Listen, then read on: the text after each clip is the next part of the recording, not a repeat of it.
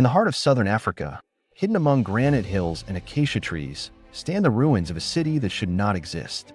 Walls 11 meters high, built from 1,000,000 stone blocks, fitted together without a single drop of mortar, reveal the mystery of Great Zimbabwe. At its peak in the 14th century, 18,000 people lived here, creating a bustling metropolis unlike any other south of the Sahara Desert.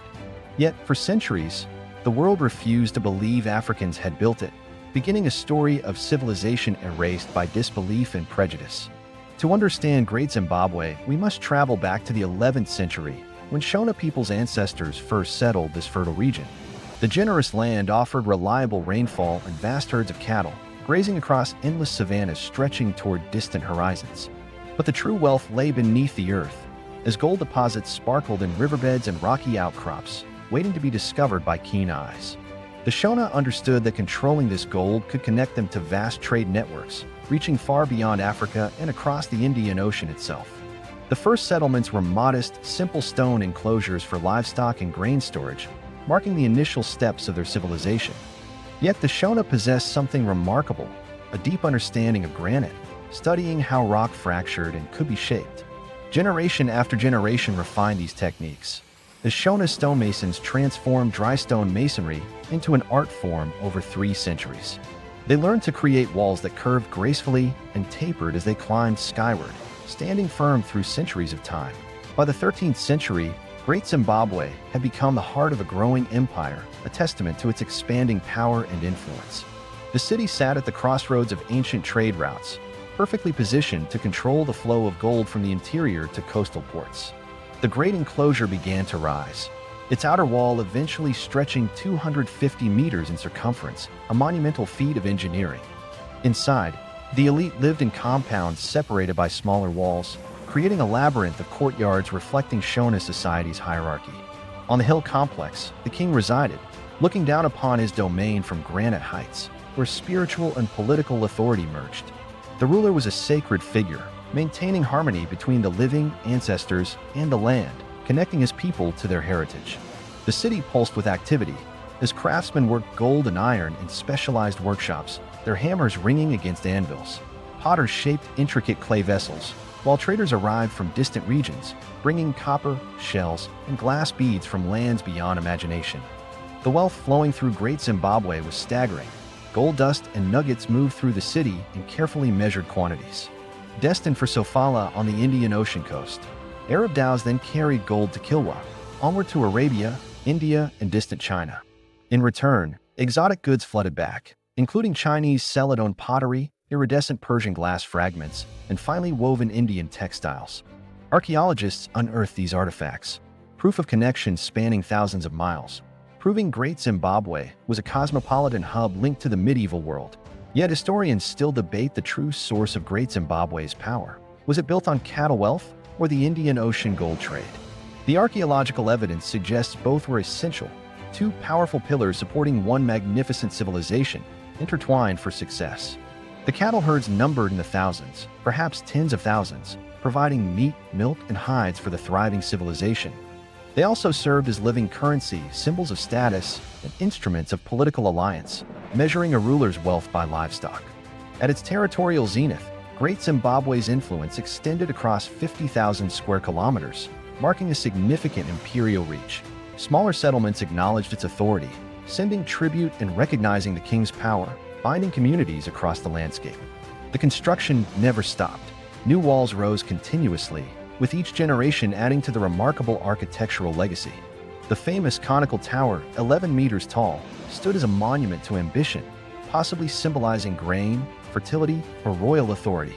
The stone walls themselves became a language, with certain patterns, like the chevron design, carrying meanings we can only guess at today. The herringbone stonework near the top demonstrated the mason's supreme skill, each block placed with remarkable precision and care. But even great civilizations face limits, and by the 15th century, environmental pressures began mounting significantly. 18,000 people required enormous resources, like firewood, pasture, and water from increasingly stressed sources, showing the strain. Trade routes shifted as coastal ports rose and fell, changing political dynamics, and new centers of power emerged in the region. Great Zimbabwe's control over the gold trade began to weaken, and with it, the economic foundation that sustained its urban population. By the mid-15th century, the city's population had declined dramatically as people dispersed to other settlements, carrying their skills. The great stone walls remained, silent witnesses to centuries of achievement, standing empty as vegetation slowly reclaimed their courtyards. Great Zimbabwe became a ghost city, yet it never disappeared completely, as the Shona people remembered and preserved its stories. But when European explorers arrived centuries later, they encountered something that challenged every assumption about African capability. In the 1870s, German geologist Karl Mach arrived at the ruins, standing before walls 11 meters high. Built from granite blocks fitted with precision, his unshakable conclusion, published across Europe, was that Africans could never have constructed this. Mach declared the ruins were Phoenician, perhaps even the legendary palace of the Queen of Sheba, fueling misinterpretations. Other Europeans proposed Egyptians or Arabs, anyone but the Shona, intensifying the refusal to acknowledge African achievement despite overwhelming evidence. By the 1890s, Cecil Rhodes and the British South Africa Company controlled the region, renaming the territory Rhodesia for his legacy. Great Zimbabwe became a tool of colonial propaganda as treasure hunters arrived, dismantling walls for gold, destroying irreplaceable archaeological context. Professional archaeologists began excavating, like James Theodore Bent, who concluded the builders were ancient Semitic peoples, perpetuating early biases. Richard Nicklin Hall, curator of the ruins, literally removed tons of archaeological deposits, dismissing them as contamination by later African occupants, erasing evidence. Then, in 1929, British archaeologist Gertrude Cotton Thompson arrived, beginning systematic excavations using modern scientific methods. Her fieldwork was meticulous, carefully documenting stratigraphy and artifacts, with conclusions based purely on undeniable physical evidence. Cotton Thompson published her findings. Great Zimbabwe was unequivocally built by African people, specifically the ancestors of the Shona. No foreign influence was necessary to explain its construction, as architecture, artifacts, and chronology all pointed to indigenous development. The Rhodesian government and white settler community swiftly rejected her scientific conclusions, dismissing and suppressing the findings.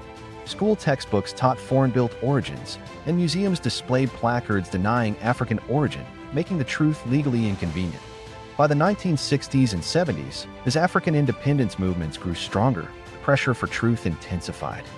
The Rhodesian government banned publications stating Great Zimbabwe was of African origin, censoring archaeological evidence by law to support white minority rule. Archaeologists insisting on African authorship found their work rejected from Rhodesian journals and museums, facing professional consequences. This denial was no longer ignorance, but policy, as historical truth became a direct threat to the existing political power. Meanwhile, Shona communities never forgot, preserving knowledge of Great Zimbabwe's builders, purpose, and spiritual significance through oral traditions. When international archaeologists gained access after independence, they found local knowledge corroborated and enriched the archaeological record. In 1980, the nation emerging from colonial Rhodesia chose a name that powerfully reclaimed history, Zimbabwe. Derived from Shona words meaning houses of stone, these ruins, which Europeans insisted Africans couldn't build, became the symbol of a liberated nation. Today, archaeologists understand Great Zimbabwe as the capital of a sophisticated state that flourished for over 3 centuries. Its power rested on cattle wealth, gold mines, and strategic trade routes, with architecture representing indigenous engineering refined across generations. The dry stone walls, built without mortar, demonstrate profound knowledge of structural mechanics and sophisticated design principles.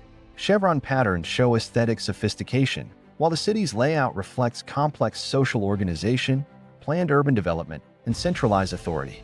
But here's what haunts the historical record. Great Zimbabwe was part of a broader network of hundreds of stone-walled settlements.